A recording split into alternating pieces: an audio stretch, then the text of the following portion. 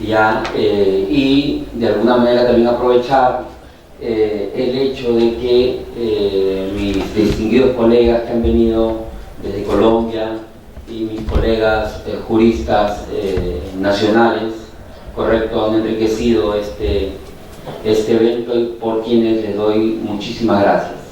Muchísimas gracias, mis doctores, por habernos honrado también en el país. En principio, decirles con respecto a la relación de la probanza, de la probática, ¿no?, y el trabajo que se hace dentro del compliance. Esto es principalmente entendiendo qué relación tiene si en una persona jurídica realiza un sinnúmero de actos de carácter preventivo, ¿correcto? Trabajos de carácter preventivo, y realiza todo un modelo de compliance en su empresa, en la persona jurídica. ¿Esto para qué le sirve? Si se encontrase dentro de una investigación criminal, ¿correcto?, dentro de un proceso penal. Y esto, y hasta se escucha como una paradoja, porque se supone que he realizado todo mi modelo de prevención, ¿correcto?, justo y con el fin de evitar un proceso penal. Y entonces el análisis, uno de los puntos que nos lleva a reflexión es: ¿de qué me va a servir todo este modelo si en el caso, por X razones, me encuentro en un proceso penal? ¿Y cómo es que yo puedo acreditar, correcto, ante este proceso penal, y cuáles son los efectos que puede tener dentro de nuestro proceso penal en el caso yo acredite que he estado dentro de un modelo de prevención, compliance? Muy bien, de entrada debo decirles que el artículo 17, correcto, del decreto legislativo 1352, esto es decreto legislativo que amplía la responsabilidad administrativa de las personas jurídicas, en este artículo 17 dice: eximente de implementación del modelo de prevención. Dice: la persona jurídica está exenta de responsabilidad por la comisión de delitos comprendidos en el artículo 1 si adopta, correcto, e implementa en su organización con anterioridad a la comisión del delito un modelo de prevención adecuado. Entonces, de entrada, el que las personas jurídicas tengan un programa, tengan un modelo de compliance, ¿correcto?, le puede servir si este es adecuado para un eximente de responsabilidad penal. Entonces ese es, digámoslo así, el fin práctico, la importancia, la utilidad, ¿correcto? Es un buen negocio realizar un modelo, correcto, de compliance dentro de una persona jurídica de carácter preventivo. Pero ojo, comenzó el doctor Kevin, experto en compliance, en ponernos un caso re interesante, ¿no?, que era el caso del acuerdo que se había realizado por Privatbank en Estados Unidos en relación a la empresa Odebrecht. Y la empresa Odebrecht le dijo al fiscal norteamericano y al juez gringo, le dijo: oye, yo tengo mi compliance. ¿Y el fiscal acaso, por el solo hecho de haber tenido el compliance, correcto, no lo sancionó? ¿No aceptó su responsabilidad? ¿Lo eximió de responsabilidad? No. Tanto no lo admitió, correcto, que dentro de este proceso especial en Norteamérica tuvo que ser multado con una ingente cantidad de dinero. ¿Y esto por qué? Por la siguiente palabra: un modelo de prevención adecuado. ¿Será adecuado el modelo de prevención que haya permitido crímenes, ¿no?, delitos, y que en toda Latinoamérica se evidencia los delitos de corrupción en todos los países latinoamericanos? ¿Habrá sido un modelo adecuado? ¿Habrá cumplido con su función?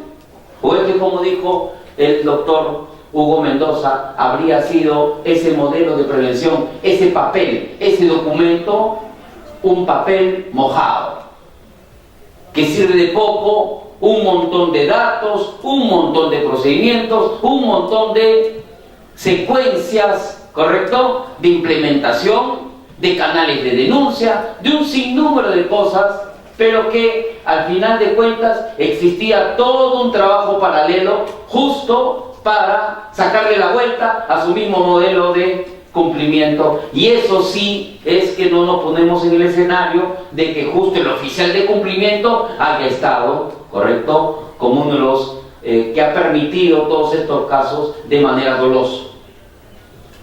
De tal manera que será importante que yo tenga un modelo de prevención, un modelo de cumplimiento para que me exima, pero dice la norma, debe ser adecuada. Artículo 17.1, y dice: adecuado a su naturaleza, a sus riesgos y a sus necesidades y características. Miren, ve, son 4 elementos y cada uno de estos cumple una función útil, sumamente útil, para que no se caiga en papel mojado. ¿Correcto? Y esto a mí me lleva, cuando se nos pida evaluar si sirve o no como prueba un informe, y esto es el artículo 18 de la misma norma, dice: el fiscal, para formalizar la investigación preparatoria, debe contar con un informe técnico de la Superintendencia de Mercado de Valores, SMV, que analice la implementación y funcionamiento del modelo de prevención. O sea, la Superintendencia de Mercado de Valores va a emitir un informe y va a decir: oye, ¿su modelo de prevención funciona o no funciona? Si es un modelo de prevención que ha sido bien implementado, mal implementado, o está excelentemente bien implementado, sí, pero hace 6 años, y a esta altura no funciona, la empresa ha crecido, no están involucrados todos los que deben estar involucrados, no se reporta de manera adecuada, no hay un seguimiento, no hay un monitoreo, no hay una fiscalización, etc. De tal manera que puede estar bien implementada, pero sin funcionamiento. ¿Y quién emite ese informe? La Superintendencia de Mercado de Valores. Entonces, en un caso concreto penal, si hay alguna persona jurídica o su directivo que nos diga a nosotros como penalistas: señor, acá tengo mi informe, mi reporte, que yo le voy a entregar a la Superintendencia de Mercado de Valores, además de la respectiva auditoría que tenga que hacer la Superintendencia para in situ verificar si funciona esto o no, ¿correcto? Yo tendré que revisar toda esta partitura para ver si cumple con los alcances y las exigencias, ¿correcto?, que me va a solicitar o me va a pedir la Superintendencia de Mercado de Valores. Ojo, que una cosa es el informe que emita la Superintendencia de Mercado de Valores, y otra cosa es que yo pueda hacer un peritaje o un informe de un experto o el informe del oficial de cumplimiento, ¿correcto?, sobre las labores de implementación, ¿correcto?, que éste haya hecho en la misma empresa. De tal manera que no bastará con que yo tenga todo un programa de cumplimiento, sino además sería importante que éste pase por los niveles de control de la Superintendencia del Mercado de Valores. Pero para llegar a ese informe, para que pasemos ese checklist adecuado y sirva como un material probatorio cuyo resultado sea uno que me favorezca y me permita una eximente, ¿correcto?, va a pasar todavía mucho trecho, y es sobre lo que quiero yo adentrarme, porque tiene que ver con respecto a al tema de la cualidad, al tema de la calificación del material probatorio. Entonces volvamos a la experiencia Odebrecht. Odebrecht tenía su reporte, y qué duda cabe que incluso habrán tenido informes de oficial incumplimiento y sistemas de evaluación gringa, norteamericana, con altos estándares, pero puro papel mojado. Puro papel mojado, porque toda la investigación determinó que eso, lo que decían sus grandes expertos, no se había llevado en efecto. Contabilidad paralela, cuentas paralelas, banca paralela, etc. De tal manera que yo solamente me voy a remitir a algunos puntos de esto para que ustedes vean cómo es que no va a bastar de que tenga un oficial de cumplimiento. ¿Correcto? Si este oficial de cumplimiento no se ha desarrollado con autonomía y ha hecho todo lo que ha querido el gerente o la alta dirección, entonces, ¿de qué estamos hablando? ¿Se está haciendo un buen modelo de prevención? En lo absoluto. Y entonces la norma ha sido sabia. El artículo 17.2.1 dice: un encargado de prevención designado por el máximo órgano de administración de la empresa, que debe ejercer su función con autonomía. Pregunte, ¿el oficial de cumplimiento deberá ser dentro de la empresa o fuera de la empresa para que sea más autónomo? ¿La norma lo excluye? No lo excluye. ¿Correcto? Muy bien. Dice, tratándose de micro y pequeña y mediana empresa, el rol del encargado de prevención puede ser asumido directamente por el órgano de administración. Ojo, la norma permite, correcto, modelos de prevención en las MIPES. En las MIPES, amigos, el tema de los modelos de cumplimiento nos lleva además a un gran reto, que debemos corregir todos los temas de cumplimiento normativo. Estas cosas no se han creado solamente para las grandes empresas, sino que se está democratizando, digamos, ¿no? Se está socializando las costumbres y las culturas de prevención. Y eso es lo que necesitamos en nuestra Latinoamérica, mi querido joven. Y eso es lo que necesitamos, democratizar, que se socialice los temas de prevención. Esto no es y no tiene que ser un trabajo de élites, de empresas de élites. Tienen que ser trabajos, ¿correcto?, que vengan oiga, hay estudios de abogados que ofrecen servicios de cumplimiento, pero no tienen oficial de cumplimiento. Hay estudios de abogados que ofrecen niveles de prevenciones, ¿correcto?, corporativas, de cumplimiento corporativas, pero no están con las certificaciones para ofrecer dicho servicio. No digo que no lo puedan hacer. No digo que no lo puedan hacer. Lo único que digo es cuál debe ser el deber ser, ¿no? Si yo voy a ponerme a revisar, ¿cierto? Si tú estás haciendo un buen trabajo de cumplimiento, ¿cómo es que esto debería ser? Yo creo que deberíamos comenzar por casa. Y entonces, ¿qué más nos exige la norma para temas de probanza? Dice, identificación, evaluación y mitigación de los riesgos. Oigan, discúlpenme. Entonces debe haber un reporte de riesgos previo, un informe de riesgos. Y en un informe de riesgos, ¿correcto?, verifica, y esto, un ejemplo que le dije en algún momento al doctor Kevin, que le agradó, y digamos que testeó el ejemplo y me pareció oportuno brindarlo. En la cultura judía, por ejemplo, hay lo que se llama la norma rabínica y la norma talmúdica. El Talmud son los estudios, los materiales de estudio de la Torá, principalmente, ¿ya? Y hay una norma de talmúdica y rabínica. Bueno, muy bien. Hay una ley Shabbat, dice, no se puede prender fuego el sábado, ¿cierto? Esa es la norma Torá. Pero ¿cuál es la norma rabínica? Para que tú puedas cumplir esa norma Shabbat, te dice la norma rabínica, tú no puedes coger fósforo el sábado. Tú no puedes coger un encendedor el sábado. ¿Qué significa eso? Para criterios de prevención,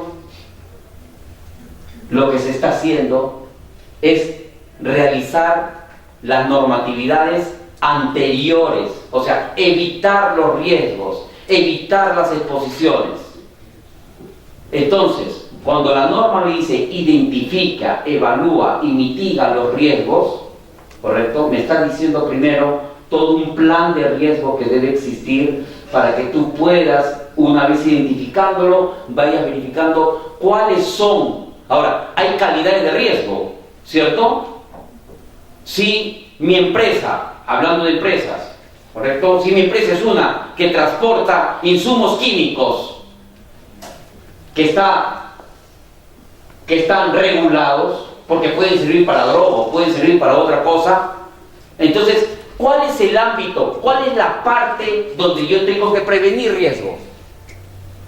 ¿Cuál es la parte que yo debo prevenir riesgos? ¿En el transporte? ¿En la adquisición? ¿En la comercialización? ¿En la contabilidad? Claro, porque cuando uno dice identifique, evalúa, mitiga riesgos, bueno, eso es abierto, ¿no? En todos los niveles puede haber riesgos, riesgos laborales en la empresa y de todo tipo de riesgos. Pero si yo estoy identificando que mi empresa, ¿correcto?, tiene una relación y hay un alto nivel de riesgo en mi empresa, que esto me puede llevar a algunas cuestiones incluso penales, entonces tú podrás tener toda tu identificación de riesgos, del 90% de riesgos que no son importantes para tu empresa.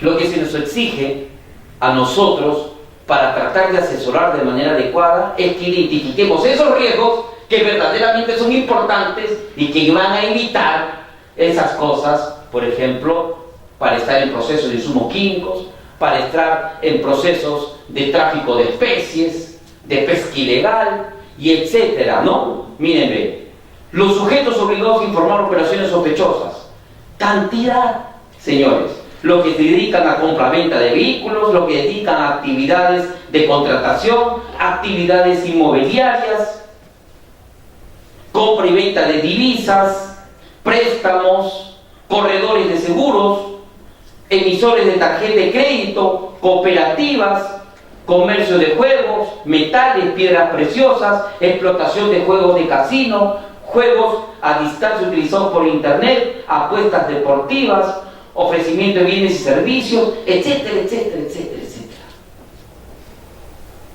Si a mí me dicen, identifica el riesgo, y me dicen, tienes que tomar en cuenta la característica, el perfil de tu empresa, ¿correcto? Entonces, va a depender, pues no puede existir un manual de prevención, un manual de cumplimiento, ¿correcto?, general, genérico, abierto. Cada uno tendrá que tomar sus experiencias, cada uno tendrá que tomar sus antecedentes, ¿correcto? En algunas empresas no solamente importará que tu empresa cumpla con todo el programa de cumplimiento. ¿De qué te sirve que tu empresa cumpla con todo el programa de cumplimiento si a quienes tú les estás adquiriendo son personas que están procesadas, que están investigadas, que no tienen programas de cumplimiento, y luego tú vas a aparecer como un lavador de esa empresa? Entonces, si tu riesgo, tú estás identificando que quizás no está en tu propia empresa, sino que hay un alto riesgo en el contacto con las terceras empresas, entonces tú no has tomado la previsión de controlar esos riesgos. ¿Qué le debiste pedir? ¿Qué requisitos solicitarle? No solamente el currículum vitae, ¿cierto? Bueno, no seamos inocentes. Estamos tratando de evitar un sinnúmero de cosas que son graves. Porque los delitos que se han ampliado en nuestra norma son los siguientes: ya no solamente cohecho transnacional, sino también, correcto, responsabilidad de personas jurídicas en delito de corrupción, del cohecho activo genérico, cohecho activo específico, así como los delitos de lavado de dinero y financiamiento terrorista. Entonces, el tema está totalmente ampliado y debemos de enfocarnos de manera específica en todos estos temas. ¿Qué otra cosa debería implementar dentro de tu modelo de prevención y que te lo va a verificar la Superintendencia de Mercado de Valores para que tenga ese valor probatorio, esa riqueza de contenido probatorio de ese informe de esa entidad experta, ¿correcto? Debes también tener en cuenta que la implementación de procedimientos de denuncia. O sea, si la empresa no tiene un procedimiento de canal de denuncias, dice, es una empresa de no sé cuántos trabajadores, que tiene cantidad de sucursales en el interior del país, ¿cierto? Y ponemos como canal de denuncias un teléfono, que solamente dice que las denuncias se van a poder realizar de 8 de la mañana al mediodía, de 8 de la mañana a 10 de la mañana, quejas, etcétera, no sé qué. Entonces, ¿cuáles son las características de los canales de denuncia? Escrita, oral, por teléfono, anónima, abierta. ¿Y qué se va a denunciar? ¿Delitos? ¿Se va a denunciar infracciones? ¿Se va a denunciar algunas cuestiones irregulares, abiertas? Claro, porque el ciudadano de pie, Dios santo, ¿qué sabrá qué es cohecho, pues? ¿Qué sabrá qué es cohecho internacional, transaccional? Si tú colocas así las cosas, evidentemente nadie te va a denunciar nada, ¿no? Pero si tú lo colocas de una manera que te pueda permitir tener un canal adecuado, indiciario, y a partir del cual tú como oficial de cumplimiento tomar el hilo para a partir de ello comenzar, correcto, a verificar las irregularidades, de repente hay algunos delitos que se están cometiendo y estos pueden permitir corrupción interna y corrupción externa, entonces, y solamente canal de comunicación comunicado solamente para tus funcionarios. ¿Y qué pasa si el riesgo viene también por las otras empresas que no son parte de tu empresa? ¿Deberías comunicárselos a ellos o no? Entonces, son datos sumamente importantes. ¿Qué más deberías tener? Dice, difusión y capacitación del modelo de prevención. Tienes tu oficina de cumplimiento. Tienes tu teléfono, tu computadora, estás terneado, todo excelente, lindo, bien bañado, estás ahí en tu oficina. Perdón, ¿de qué te sirve si todo tu personal no sabe que existes? No sabe, no tiene comunicación, no le informas, no los has llevado a capacitación. Y por eso el compromiso de las altas direcciones es trascendente, es súper importante. Eso me ha pasado en experiencia propia. A veces no encontramos un tiempo para la capacitación del personal. No colocamos un tiempo adecuado.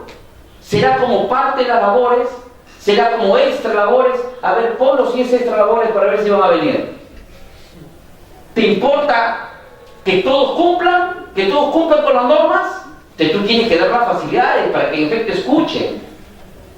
¿Y los capacitarás una sola vez? ¿O habrá una constancia en la capacitación? ¿No? A mi doctor le decían, doctor, no haga eso. El doctor peor lo hacía. ¿Cuántas veces le tienen que decir para que no lo haga? Con dibujo, con escrito, con memorándum. No sé, ¿cómo somos los seres humanos? Y cómo es cuando tú estás con tantísimos trabajadores. Y con diferente nivel cultural, porque el nivel cultural de un trabajador es distinto al nivel cultural de un gerente. Entonces esa performance, esa capacidad, esa psicología, no sé si esto lo pueda trabajar recursos humanos. Evaluación y monitoreo. Evaluación y monitoreo. Súper importante. Qué bonito quedó para el taller, qué bonito quedó para la explicación. Aprendieron los procedimientos, aprendieron que esto es un delito si se comete, aprendieron que este particular que está vendiendo los carros no puede reunirse a almorzar con el funcionario encargado de las licitaciones de la entidad pública. Entenderá mi presidente del Poder Judicial que no puede estarse tomando fotos como un acusado de corrupción. Entenderá, estamos viendo audio, estamos viendo videos y una serie de cosas. ¿Y acaso vamos a decir que no sabían qué cosas eran los delitos? Eso sucede incluso hasta los que saben mucho. El monitoreo, la evaluación. La constancia, estar detrás, para que esto se haga hábito. Hábito. Somos animales de hábitos. Se aprende cuando una vez que lo has hecho 10 o 15 veces. Y por eso es importante la evaluación y el monitoreo. No sé si con controles, no sé si con exámenes, no sé si con diapositivas, no sé, con muestreos, ¿cierto? Son cosas que se pueden hacer dependiendo del área. Dice, el contenido del modelo de prevención atendiendo a las características de la persona jurídica, bingo. No puede ser pues un modelo de prevención sacado de internet de no sé qué empresa transnacional. No puede ser un modelo de prevención del Barcelona. No puede ser un modelo de prevención. Tu estudio es un estudio de abogado. ¿Qué modelo de prevención le vas a dar? ¿Un modelo de prevención de una empresa de zapatillas? Un modelo de prevención de uno que ofrece servicios va a ser el mismo que tú lo traspoles por uno que ofrece productos, uno que comercializa, etcétera. Entonces depende de tus características. Entonces por eso es que la fusión entre los especialistas corporativos y la administración, la logística, tus funcionarios, tu personal, es sumamente importante. Por eso es que los penalistas o los corporativos que se vayan a dedicar a este negocio, que se vayan a dedicar a este business, que lo que les interesa, ya están hasta acá viendo que todo se judicialice, debemos estar más comprometidos y compenetrados en el día a día, ¿correcto?, de cómo está trabajando nuestra empresa o la empresa. No es posible pues que existan personas que vayamos a hacer cumplimiento desde nuestra oficina. No, doctor Ugaz, bríndeme una consultoría de cumplimiento. No hay ningún problema, tráigame todos los papeles, que yo lo hago un fin de semana. ¿Qué sabe de la empresa? ¿Qué has ido a conversar? ¿Has ido a ver las gerencias? ¿Te has empapado de las cosas una semana siquiera has estado ahí internado?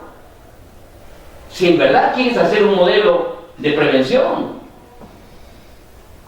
O sea, si queremos hacer un modelo de prevención serio, ¿no? Dice, atendiendo a las características de la persona jurídica, se desarrolla el reglamento de la presente ley, en caso de micros, etcétera, etcétera. Bueno, yo creo que me estoy extendiendo mucho. Simplemente con eso les he tirado una muestra, amigos. Que si yo quiero una prueba dentro de un proceso penal que me sirva para eximirme, no puede ser cualquier prueba. Y el estándar que me va a dar la superintendencia del mercado de valores es un alto estándar. Entonces hay que estar prevenido para hacer y lograr ese nivel de estándar probatorio para tratar de lograr mi eximente. Muchas gracias.